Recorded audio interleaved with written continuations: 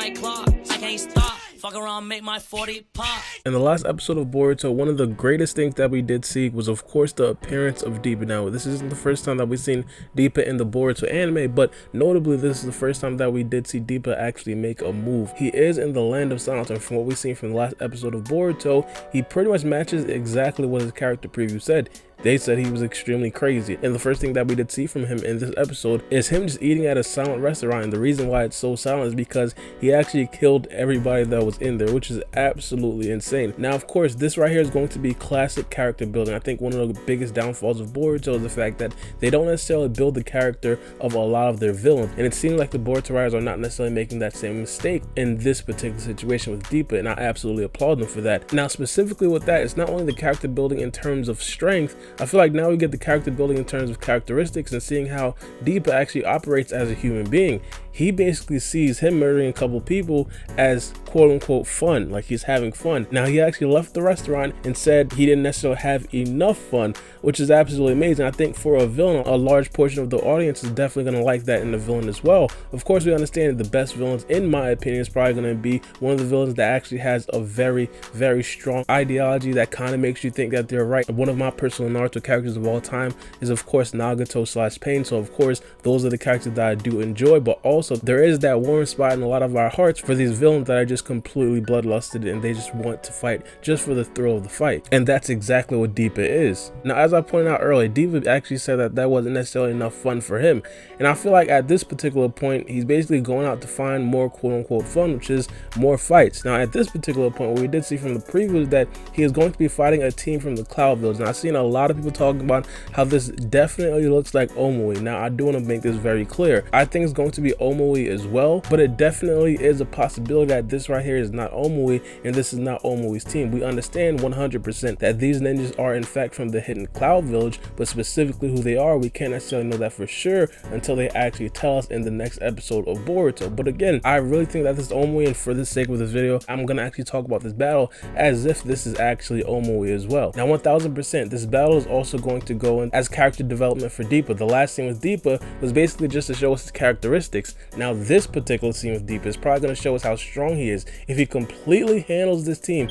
If it actually is omoi, we know how strong omoi actually is. He's definitely very formidable, nothing compared to Naruto and Sasuke, by the way, but regardless, we understand that he's no slouch. If he handles his team extremely easily with a smirk on his face, as we've seen him have in the preview, and he's just completely having fun, then we understand that this guy is a very strong ninja. Now, he already has the clout of being an insider of the Kata organization, but regardless, we just need to see it in actual form. So for the next episode, he completely performed. I think that will definitely do wonders for his character. One of the questions that I did see a lot of people have is the question of why Deepa actually chose this Cloud Village to fight and not Team 7.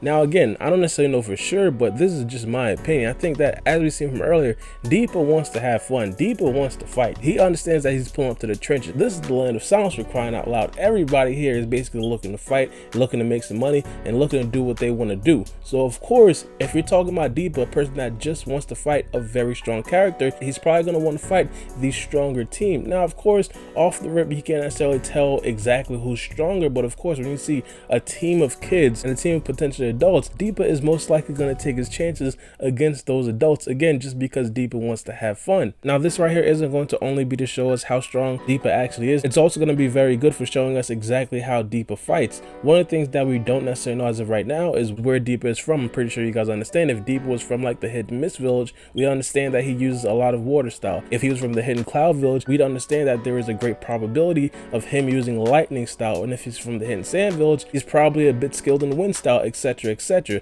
Now, because we don't know exactly where Deepa is from, we can't necessarily pinpoint or hypothesize exactly what Deepa does well in a battle. So of course, in the next episode, we're probably going to get to see exactly what Deepa does. Now, it is not only about Deepa's jutsus and his tendencies per se himself, it could also possibly be a marker about the scientific technology. A lot of the manga viewers out there understand the Kata organization, in terms of their fights, they're very proficient in scientific technology. There are a lot of the characters in the Kata organization that always use the scientific weapons. Now, in this particular situation, we don't necessarily know exactly what Deepa is capable of, and in this particular time in the Boruto timeline, how far is the Kata organization in terms of their development of the scientific technology? And if we see Deepa come out with some extremely insane overpowered scientific technology, that would definitely be a very good sign. I'm pretty sure that would be extremely entertaining, but also it could serve as a marker of what the Kata organization has in terms of technology as a whole. But again, the most important part about this upcoming battle with Deepa and Omoi's team is going to be how strong is Deepa. Now, a lot of people do have a lot of respect for Omoi. Some people actually say that he's possibly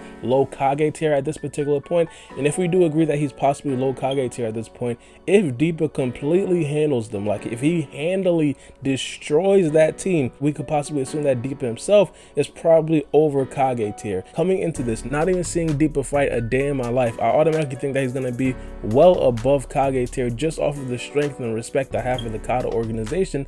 A lot of the characters that are in the insiders of the Kata organization, just from what we've seen from the manga, not necessarily trying to spoil anything for you guys, but just from what we've seen from the manga, they are extremely talented at what they do. So for example, if there's a scientist in the Kata organization, is going to be extremely talented at being a scientist. If there's a flat-out fighter, like it seems that Deepa is, he might be extremely talented in that particular area. Now, one of the more important things that I do want you guys to understand going into this next episode, Deepa is most likely not going to be fighting serious. I might even go as far as to say that he's probably going to be fighting less than 50% of what he can fully do. Deepa is classifying this as fun. Hypothetically speaking, if he actually has the potential of destroying Team Omoi in like 1 to 2 seconds, it wouldn't be any fun. Now, of course, he did kind of destroy the people that are working in the restaurant, but we have to understand those people are most likely civilians. Now he's actually going to be fighting skilled ninjas. So if he could actually have fun fighting those skilled ninjas, then he probably would do that at a lesser power level than his full max power. I personally would rather see Deepa just completely destroy Omoi's team,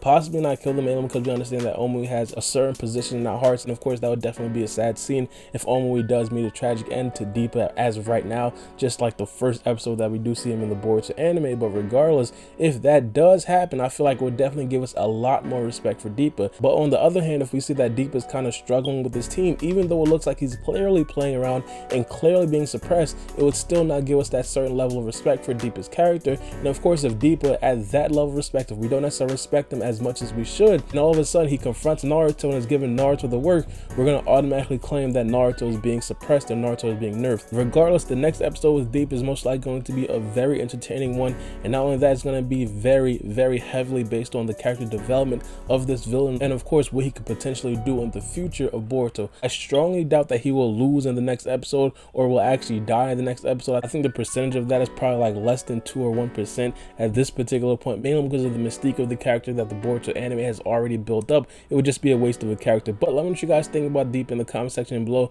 and give me what you guys expect to see from Deepa. But it's me, your boy Baara B, and we out. It's a knife.